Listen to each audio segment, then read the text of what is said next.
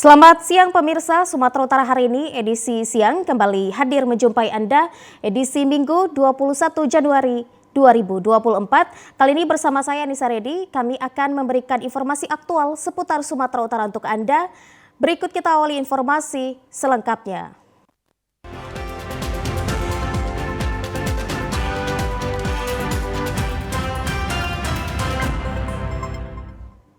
Informasi pertama, pemirsa, diduga karena tidak kuat menahan beban bahan bangunan saat direnovasi. 3 unit bangunan berlantai 3 secara tiba-tiba roboh. Tidak ada korban jiwa pada peristiwa tersebut, namun kerugian ditaksir mencapai ratusan juta rupiah. Rekaman video amatir memperlihatkan 3 unit ruko secara tiba-tiba roboh di Jalan Seideli, Kecamatan Medan Barat pada Sabtu malam. Terlihat warga sekitar melihat kondisi ruko tersebut yang roboh. Saksi mata di lokasi Bob mengatakan peristiwa tersebut terjadi sekitar pukul 7:30 malam. Awalnya ia mengira ada kucing yang sedang berlari di dalam gedung tersebut. Namun saat dilihat lebih teliti lagi, terlihat pondasi bangunan retak dan langsung roboh seketika. Bob menyebutkan gedung tersebut merupakan bangunan lama bekas kos-kosan dan akan direnovasi menjadi hotel. Namun karena proses renovasi bahan bangunan diletak di lantai 2, bangunan tersebut tidak kuat menahan beban dan langsung roboh. Tidak ada korban jiwa maupun luka dalam kejadian tersebut. Hal itu karena para pekerja bangunan sudah meninggalkan lokasi pada sore hari. Aku belum tidur di situ, nggak tahu. Pikir juga lah suara kucing tadi. Tapi kok kasar kali suaranya, besar kali gitu. Rupanya udah longsor aja coba. Nggak tahu ini bangunan rumah di apa direnovasi. Iya, rumah lama cuman dibangun lagi. Yang jaga ada? Nggak ada yang jaga. Biar nggak terbalik. Nggak ada korban lagi. Sementara itu pemirsa, polisi menangkap seorang ART yang menjara barang majikannya senilai puluhan juta rupiah. Aksi tidak terpuji tersebut turut dibantu oleh teman prianya. Seorang asisten rumah tangga ditangkap polisi karena nekat mencuri pakaian bermerek milik majikannya hingga mengalami kerugian puluhan juta rupiah. Hal ini diungkapkan oleh Kapolrestabes Medan, Kombes Pol Teddy John Sahala Marbun saat menggelar konferensi pers. Kasus pencurian dengan pemberatan di Polsek Medan Helvetia, Jalan Matahari Raya Medan. Identitas pelaku yakni berinisial N, warga Perbaungan Serdang Bedagai. Kasus pencurian yang dilakukan ART ini terjadi di Jalan Setiabudi, Kelurahan Helvetia Timur, Kecamatan Medan Helvetia pada Desember 2023 lalu. Pelaku mengambil kesempatan saat pemilik rumah sedang pergi ke gereja untuk merayakan Natal. Korban baru mengetahui barang miliknya hilang saat melihat kondisi kamar dalam keadaan pakaian berserak. Korban langsung mengecek rekaman kamera pengawas CCTV dan melihat pakaiannya telah dicuri oleh ART-nya. Pelaku sempat mengakui perbuatannya di hadapan majikannya.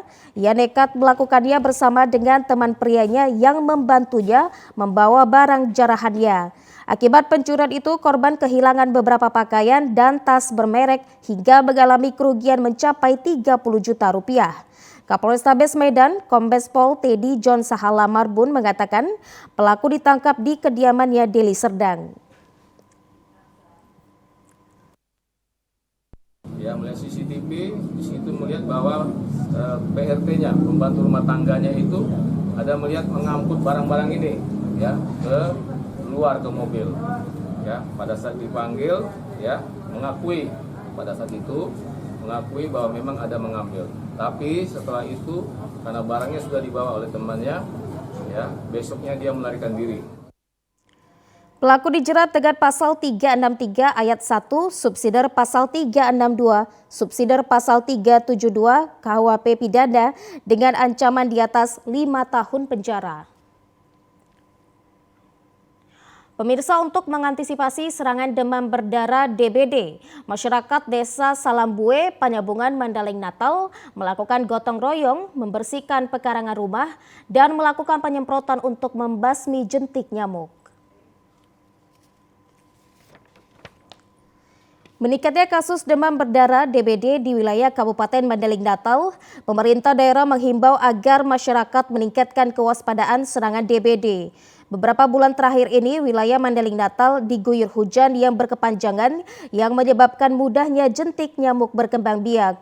Kepala Desa Sabarudin Muhammad menghimbau masyarakat agar melakukan gotong royong untuk membersihkan pekarangan rumah dan juga menyemprot obat nyamuk yang menjadi tempat berkembang biaknya jentik nyamuk. Tercatat sejak Desember 2023 hingga Januari 2024 ini sebanyak 21 kasus yang positif DBD, sementara 2 orang meninggal dunia. Sehubungan juga untuk saat ini kita sama-sama dengar lagi sedang musim DBD, jadi kami libatkan semua masyarakat, kami libatkan semua aparat desa, termasuk juga partisipasi dari bapak-bapak BPD dan umumnya masyarakat. Alhamdulillah hari ini semua turut serta.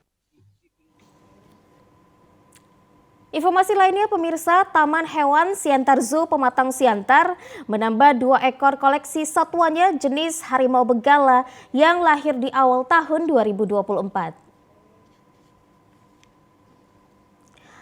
2 ekor anak harimau jenis benggala dengan warna putih dan coklat ini dilahirkan dari induk harimau benggala putih dan diberi nama Rolin dan Roland.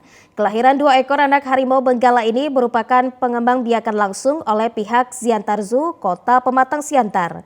Pengelola Siantar Zoo Pematang Siantar, Rahmat Syah, mengatakan dengan lahirnya 2 ekor anak harimau benggala ini akan menambah koleksi harimau di Siantar Zoo menjadi 5 ekor. Hewan bertambah. Selain harimau, tadi kita lihat harimau bengal ada yang putih dan kuning. Nanti kalau izin kalau boleh dibawa kemari ya. Iya Pak.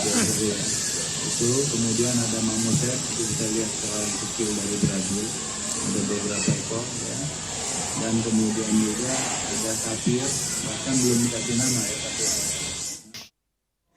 Sementara selain 2 ekor anak harimau jenis benggala, Siantar Zoo juga berhasil melakukan pengembangbiakan terhadap beberapa jenis satwa lain, diantaranya hewan jenis burung nuri, walap, rusa arjuda, rusa tutul, barak biru, tapir, berang-berang, bangau mahkota, dan marmoset. Pemirsa, TNI Angkatan Darat Kapendam 1 Bukit Barisan mengajak insan penerangan optimalkan sinergitas dengan media.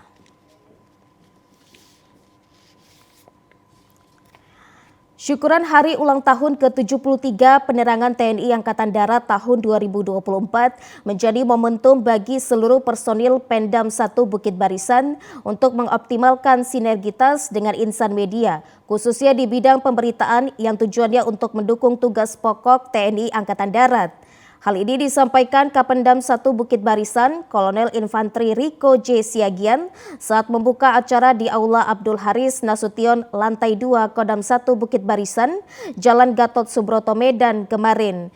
Kapendam 1 Bukit Barisan berharap kegiatan ini dapat dijadikan sebagai wahana berbagi informasi untuk menumbuhkan pemahaman dalam menyikapi berbagai perkembangan situasi terkini, sehingga Kodam 1 Bukit Barisan dan insan media dapat saling memberikan informasi yang konstruktif dan menyampaikan ucapan dirgahayu ke-73 penerangan Angkatan Darat dari Kadis Penat Brigjen TNI Kristomei Sianturi dan harapan agar memasuki masa pengabdian yang ke-73 tahun ini.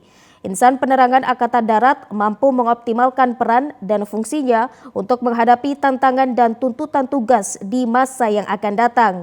Pendam 1 Bukit Barisan berhasil meraih pemenang pertama kategori penilaian dengan menggunakan aplikasi News 10 City. Penghargaan ini dilakukan di Spenat terhadap publikasi yang dilaksanakan Pendam sejajaran TNI Angkatan Darat di media online, cetak, dan elektronik sepanjang tahun 2023. Selaku Kepala Dinas Penerangan Angkatan Darat dan pribadi, saya mengucapkan dirgahayu penerangan Angkatan Darat, disertai doa dan harapan.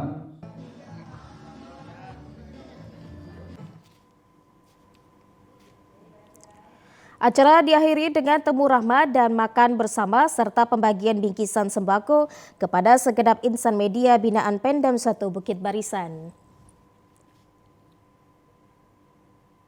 Pemirsa, pemerintah mengundang investor pelayaran kapal Roro membuka pelayanan di rute penyeberangan Gunung Sitoli, Sibolga dan juga sebaliknya.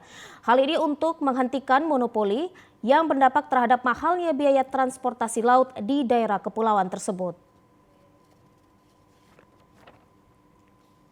Pemerintah melalui pihak Kesyah Bandaran dan Otoritas Pelabuhan Kelas 4 Gunung Sitoli mendukung sepenuhnya usulan warga mengenai penambahan operator dan armada kapal angkutan transportasi laut di rute Gunung Sitoli, Sibolga. Dukungan disampaikan menanggapi keluhan para penumpang yang disampaikan kepada pemerintah sejak masa mudik Natal dan Tahun Baru 2024. Bahkan saat ini sekelompok masyarakat sudah menyurati Dirjen Perhubungan Laut dan Kementerian Perhubungan Republik Indonesia mendesak agar beroperasinya kembali kapal milik pemerintah dan BUMN ke daerah kepulauan dan berstatus 3T seperti Pulau Nias. Menurut Kepala KSOP Gunung Sitoli, Cakra Andre Situmeang, perlu adanya kompetitor sehingga mengundang investor yang akan datang. Lebih jauh, Cakra Andreas juga mengatakan perlunya pemerintah daerah di Gunung Sitoli dan Kepulauan Nias untuk turut mendukung warganya yang menyerukan perubahan pola layanan monopoli urusan pelayaran di daerah tersebut. Sebaiknya di suatu pelabuhan harus ada kompetitor, perusahaan-perusahaan pelayaran yang lain. Kami tidak dalam kapasitas menyampaikan itu. Namun apabila ada kompetisi, persaingan, itu akan menimbulkan pelayanan yang akan berlomba-lomba menjadi yang terbaik. Itu menurut pandangan kami. Dan yang kedua, kami juga mengundang apabila ada investor yang ingin masuk ke pelabuhan Gunung Sitoli, kami mengundang. Salah seorang penumpang, Putra Halawa, mengatakan untuk persaingan yang lebih sehat dengan membuka akses bagi pihak investor lainnya. Jika hal itu dilakukan, maka keresahan para penumpang akan mahalnya biaya transportasi selama ini dapat diatasi. Agak mahal sedikit, ya. Jadi kalau naik kapal ini ya semending lah. Harga tiket kapal berapa? 170 itu per orang? Iya. Itu belinya online atau manual? Manual. Manual ya? Oke. Selain harga tiket kapal, ada lagi kutipan di atas lain-lain? Seperti penitipan barang, ini kan banyak barangnya. Ada diminta Satu potong berapa diminta? Hitungannya berapa satu potong? Satu barang dipotong berapa ya? Iya. Bayar berapa tadi? Barang? Kalau nggak 15 tadi 10.000. Perjuangan untuk menghadirkan pihak investor pesaing urusan pelayaran transportasi laut ini diartikan sebagai upaya mendukung peningkatan usaha bisnis ekonomi yang bermuara terwujudnya kesejahteraan rakyat sebagai tujuan pembangunan nasional, termasuk pada daerah Gunung Sitoli dan Pulau Nias. Pemirsa, berita pilihan rakyat selengkapnya akan kami hadirkan sesaat lagi. Tetaplah bersama kami di Sumatera Utara hari ini siang.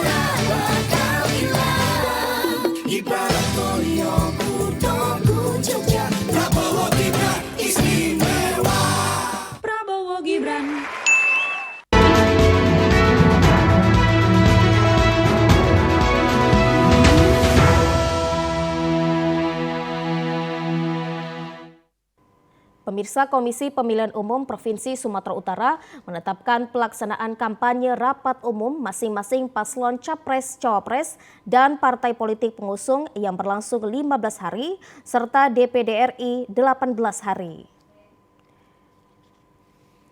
Penyusunan penetapan jadwal kampanye rapat umum peserta pemilu 2024 di Sumatera Utara dihadiri Komisioner KPU dan Bawaslu Provinsi Sumatera Utara, perwakilan Pemprov Su dan pejabat utama Polda Sumatera Utara siang tadi di Medan.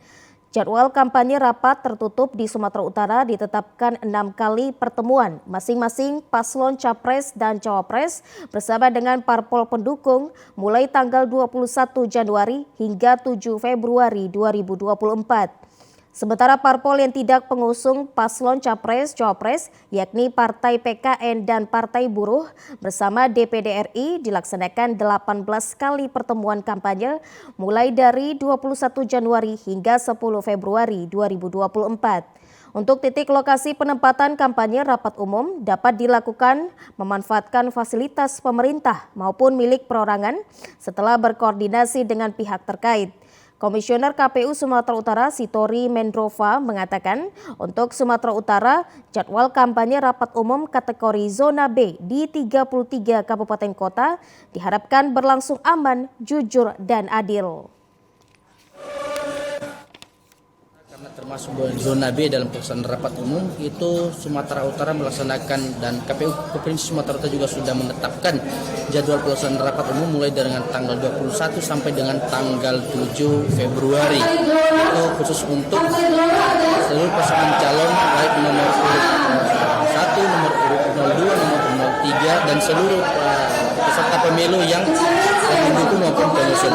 Nah, terkecuali untuk partai politik itu yang buruh dan partai PKN itu akan melaksanakan juga kampanye rapat umum itu dimulai dari tanggal 21 hingga dengan tanggal 10 Februari.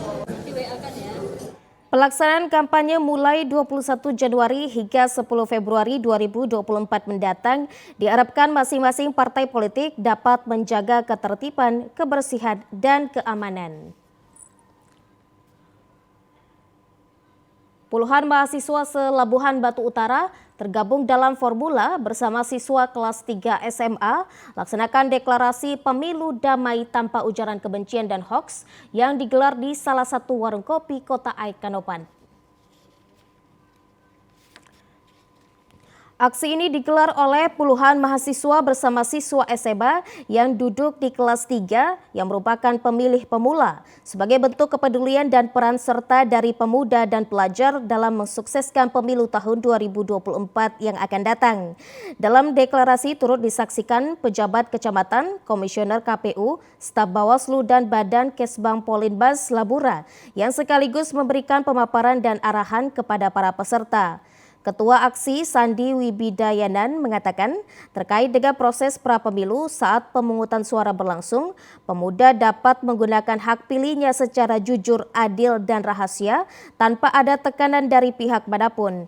Kegiatan ini juga sebagai motivasi terlaksananya deklarasi tersebut bahwa mahasiswa sebagai garda terdepan di masyarakat akan menambahkan pemilu pada tahun ini tanpa ujaran kebencian dan menangkis informasi bohong atau hoax. Agenda dari Forum Mahasiswa Labura bernama Deklarasi Pemilu Damai beserta dialog publik dengan tema Pemilu Tanpa Ujaran Kebencian dan Tanpa Hoax. Kita mengundang beberapa peserta, itu ada dari anak sekolah, yaitu dari kelas 3 SMA, yang mana mereka saat ini menjadi pemilih pemula. Memotivasi kegiatan pada hari ini, kami menilai kami sebagai mahasiswa sebagai agent of control. Artinya kami menjadi garda terdepan di masyarakat untuk dapat mendamaikan pemilu pada tahun ini. Komisioner KPU Divisi Hukum dan Pengawasan Darwin mengapresiasi kepada pengurus formula dengan digelarnya deklarasi ini dan sangat bermanfaat untuk berlangsungnya pemilu mendatang dengan berupaya melakukan sosialisasi agar masyarakat hadir pada tanggal 14 Februari 2024 nantinya untuk menggunakan hak suaranya. Sangat kami apresiasi ya, KPU sangat mengapresiasi kepada teman-teman dari formula dalam acara ini, karena ini sangat bermanfaat bagi penyelenggaraan pemilu kita ke depan, bisa ikut dalam hadir pada 14 Februari nanti dengan melakukan berbagai sosialisasi. Kemarin mereka ini datang ke KPU berdiskusi, mereka menyatakan bahwa mereka ingin mensosialisasikan pemilu kepada masyarakat secara langsung. Deklarasi tersebut, seluruh peserta berharap proses pemilu nantinya dapat berjalan dengan sukses sesuai dengan yang diharapkan. Sementara itu pemirsa, menjelang pemilu 2024, Kapolres Taput menghibau insan pers Taput untuk saling bersinergi dengan kepolisian dalam menjaga situasi Kamtibnas untuk mewujudkan Kabupaten Taput yang aman dan kondusif mengawal proses pelaksanaan pemilu 2024. Untuk meningkatkan kemitraan dengan insan pers di Taput terkait persiapan Polres Taput menjelang pemilu 2024, Kapolres Taput AKBP Ernest Sitinjak dan Humas Polres Taput menggelar diskusi bersama dengan wartawan di Aula Mapolres Taput pagi tadi. Diskusi ini dihadiri Ketua PWU SMSI, SPRSI, serta dari Ikatan Jurnalis Televisi Indonesia Cabang Tapanuli Utara. Dalam diskusi bersama, selain membahas isu terkini yang berkaitan dengan keamanan dan ketertiban di wilayah hukum Polres Taput, selain itu juga melalui diskusi ini diharapkan menjadi wadah untuk meningkatkan sinergitas Polres Taput bersama dengan insan pers sebagai mitra kerja. Selain membahas kesiapan Polres Taput dalam pengamanan pemilu 2024, juga membahas terkait maraknya peredaran narkoba dan perjudian togel di tingkat kecamatan, hingga ke desa-desa yang cukup meresahkan masyarakat. Untuk mensukseskan pesta demokrasi dan tingkat kerawanan Kamtibmas menjelang pemilihan 2024, Kapolres Tapanuli Utara AKBP Ardi Sitinjak beserta jajarannya akan memastikan pihaknya siap melaksanakan pengamanan pemilu di Kabupaten Tapanuli Utara dengan 1035 TPS yang ditanggung jawabi pada 14 Februari 2024 mendatang. Selain itu, untuk melakukan tugas peliputan dan penyajian berbagai informasi serta isu publik di Tapanuli Utara, Kapolres mengajak seluruh elemen pers di Taput untuk saling bersinergi dalam menjaga situasi Kamtibmas guna mewujudkan Kabupaten Taput yang aman, nyaman, dan kondusif.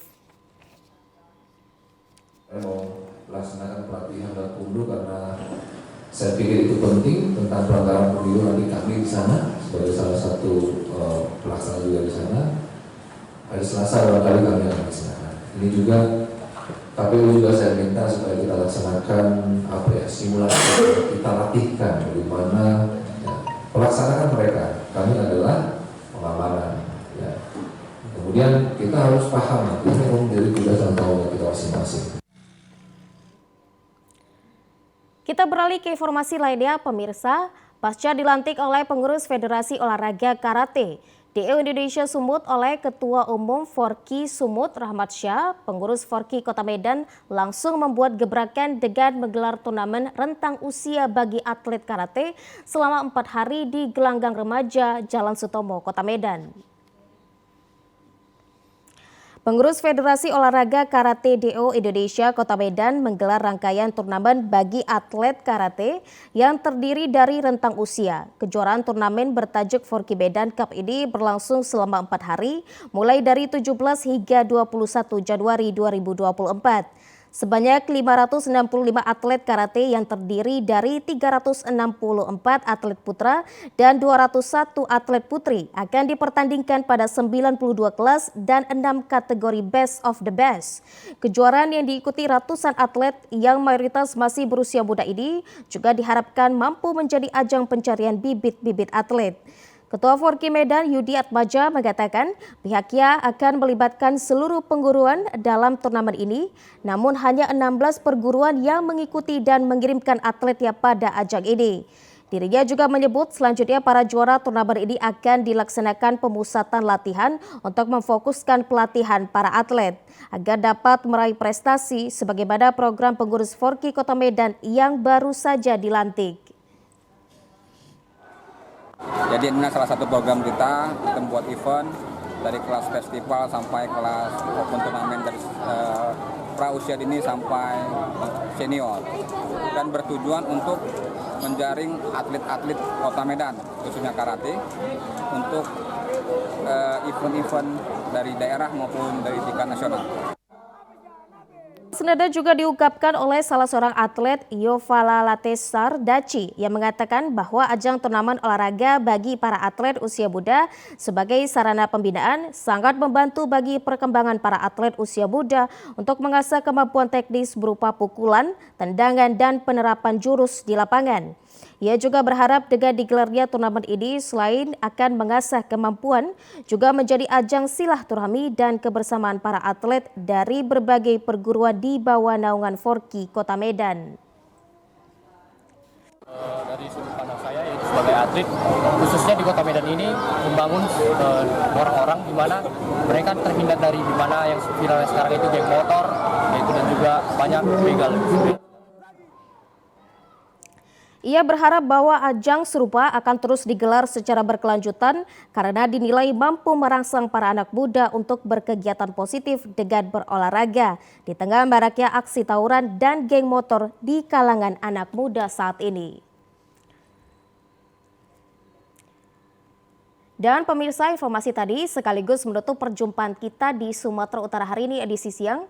Saya Nisa Redi mewakili seluruh kerabat kerja yang bertugas mengucapkan terima kasih atas perhatian dan juga kebersamaan Anda. Selamat siang dan sampai jumpa.